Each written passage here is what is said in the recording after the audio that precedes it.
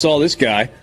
We were in Tampa, Florida, standing in the first row of the stands, not able to be on the field. Cole Cubelic joins us right now, SEC Network, ESPN college football analyst and radio host with Jocks in Birmingham. What's up, man? It's been a while.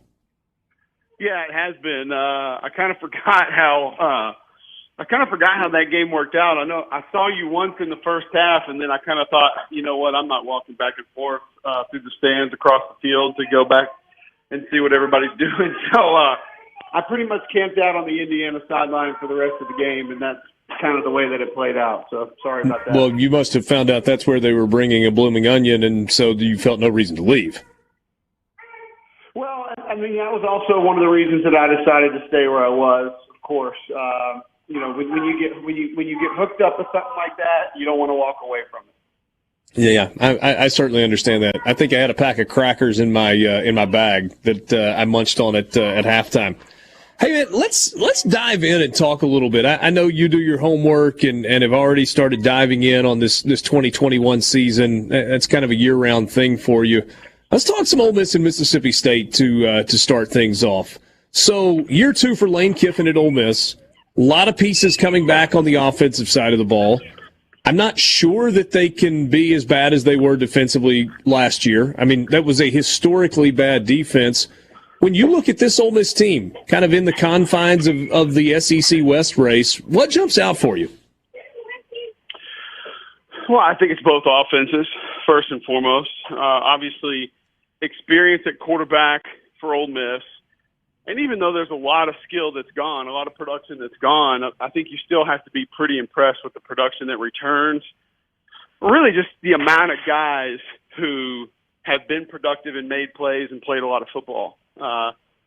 You know, I think Nick Broker coming back at left tackle is going to be big. I think you got enough experience on that offensive line to be able to make it go and to be able to be similar to what they were a season ago. Obviously, the majority of the offensive brain trust is back. I'm a little worried about, you know, losing your offensive line coach, who I thought did an amazing job last season. But I think you'll figure out a way to be okay. I think they got a young and up-and-comer there. But with Mississippi State, I think it's really intriguing because, you know, you took a lot of young talent and sort of inserted it into that lineup late in the season. Yeah. And those guys didn't have a ton of time to really acclimate or get comfortable. And what do we always hear when we talk about, oh, it's all about repetition. You know, they only have 9 plays or 18 plays or whatever it is. And they just run the same stuff over and over and over and over. Well, guess what they're going to have this year? Spring practice, a normal fall practice. And, you know, there's a big part of me that just wonders, could it be totally different with a couple of productive wide receivers, a productive tailback, you know, a lot of your offensive line coming back, and a quarterback who, by the end of the year, looked like he had a pretty good grip on how that thing was supposed to work, and now they actually get to rep it and practice it the way that they're supposed to. Maybe that makes it completely different than what it was a season ago. But the difference there, I think, would be you have a defensive coordinator that you just feel like is much more capable and had a lot more success last year. Now, is it fair to be concerned that, you know, the leadership on that defense is gone with Spencer and Jones and Thompson? Yes, absolutely. But still a lot of guys have played a lot of snaps. And, you know, the guy who was designing it is still going to be there. And I have a lot of confidence in what Zach Arnett did last year and what he'll be able to do this year. I think, for me, and I'm not saying win the West or anything like that, but I think if there's a team that probably most overachieves in most people's mind this year, I think for me, Mississippi State will probably be that team.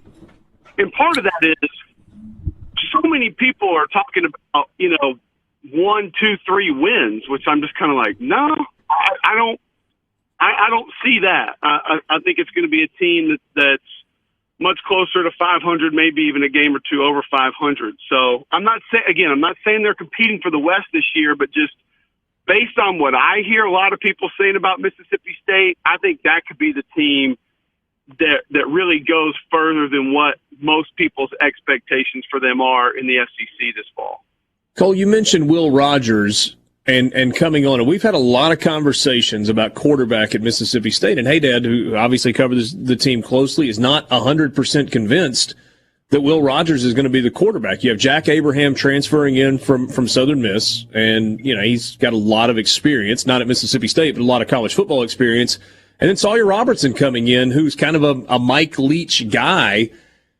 How would you handicap that from a distance in terms of, likelihood that Will Rogers is actually the starter? First off, we're not going to act like Haydad knows what the hell he's talking about, are we? I'll remember that next time you have me on. Listen, we don't need any more biscuit talk for the next few months, so we're good. Right now we got football we're talk good. about. So we'll be hitting you up when the off season arrives next time. So I got you. I think it's fair what Brian says because let's not act like Mike Leach quarterback is always been sort of a normal thing. Nobody thought Gardner Minshew was going to be anything near what he was. Everyone thought, including myself, that KJ Costello was just going to get it and go out there and have all the tools and be able to rip it up. That didn't really work out. So he's always kind of had. He's kind of always had. He did. He's always kind of had different guys, I guess. Maybe not the most usual suspect to be his guy, but I saw a little confidence from Will late in the year. I know it's a system that he's familiar with from high school, but it will be interesting now that more guys will have more opportunities to get more reps through spring ball, and then that we saw, and then obviously now with, it's not just a fall camp. It's the fact that these guys can go, and what a lot of people don't understand is a lot of big time college football teams, most of them, they're not just going out there and having 7-on-7 for fun during the summer. These guys are having glorified practices every night. They're going through stretch periods. They got every position group out there. They're running through some fundamental work before they go out there and run their 7-on-7. It's not like when I was in school, the quarterback showed up. He had a bag of footballs. He emptied them out. I was usually out there. Maybe another offensive lineman or two came. You might get a linebacker, and then there's 80% of your receivers, 75% of your DBs. You run some routes, you get out of there. It's much different now than it was then. So it really gives you a chance to actually progress over the course of the summer. And they didn't really have that last year either. So there will be opportunities because of what wasn't there last year and what will be there this year for somebody to maybe go grab a position that we don't expect or maybe surprise us as far as how much they play. And quarterback at State may end up being one of those. 90 seconds left. Is Matt Corral your preseason first-team All-SEC quarterback?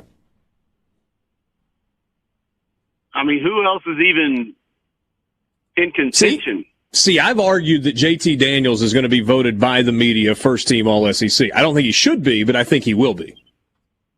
Yeah, I could see it. I see where you're going. I like where your head's at there. From a media perspective, I think that's possible. I could see maybe Max Johnson taking some votes if he's actually named the starter before media days, but I don't really think that that's going to happen. So I still think it's got to be Matt Corral. JT was great in the final quarter of the season, and I think Georgia might be my favorite in the SEC going into the season, but still, it's got to be Matt Corral. With what he did start to finish, I don't think there's another guy that's accomplished as much as he has at that position in the SEC. Man, we've had so much fun talking baseball. Baseball's such a big deal in the state of Mississippi at the college level. I got to tell you, man, that was refreshing. Just good smash mouth deep dive into some college football stuff. I like it, man.